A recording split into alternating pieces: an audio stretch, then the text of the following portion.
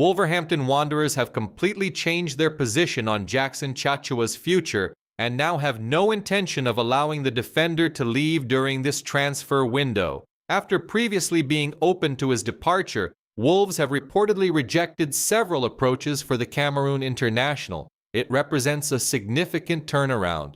Back in May, reports suggested that Chachua wanted to leave Molineux during the summer, and at that stage, Wolves were not planning to stand in his way. Much of the interest came from Italy. Several Serie A clubs were monitoring the defender, with Torino previously reported to be leading the race for his signature. A potential departure appeared even more likely following the arrival of Kieran Trippier at Molineux, with another option available on the right side of defense.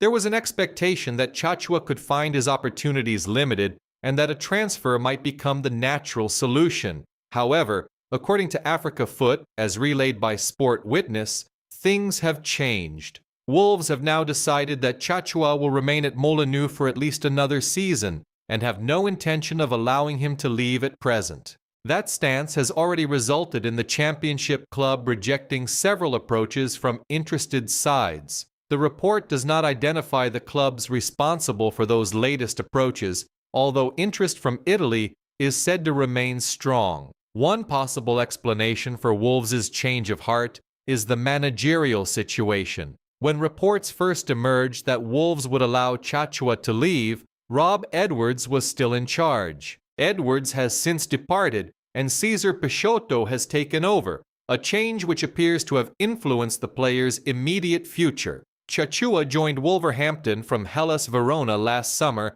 in a deal reportedly worth around $12.5 million.